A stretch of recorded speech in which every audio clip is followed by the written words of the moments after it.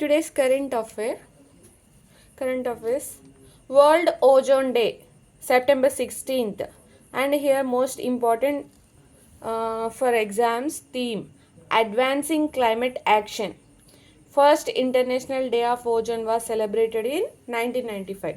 So this is very important current affair. Today's current affair, World Ozone Day, September 16th, and first International Day of Ozone was celebrated in 1995. And second one is ఇక్కడ ఏంటి అంటే రాజీవ్ గాంధీ గారి statue ఎక్కడ ఆవిష్కరించారు అనేది question అడిగే chances ఎక్కువ ఉంటుంది.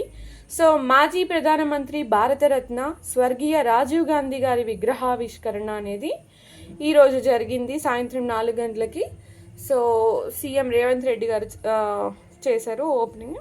సో స్థలం వచ్చేసి డాక్టర్ బిఆర్ అంబేద్కర్ తెలంగాణ సచివాలయం ఎదురుగా Hyderabad.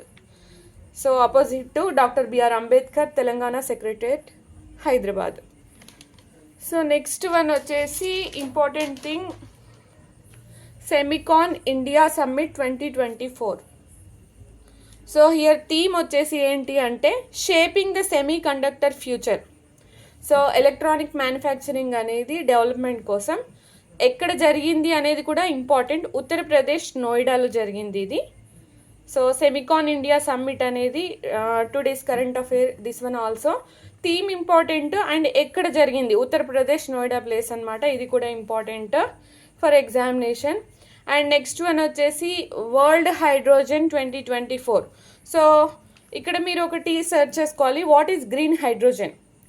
So green hydrogen second world summit అనమాట. ఇది సెప్టెంబర్ 11th to 13th వరకు జరిగిందనమాట. ఎక్కడ అంటే న్యూఢిల్లీలో సెప్టెంబర్ 11th to 13th అంతర్జాతీయ గ్రీన్ హైడ్రోజన్ సదస్సు అనమాట.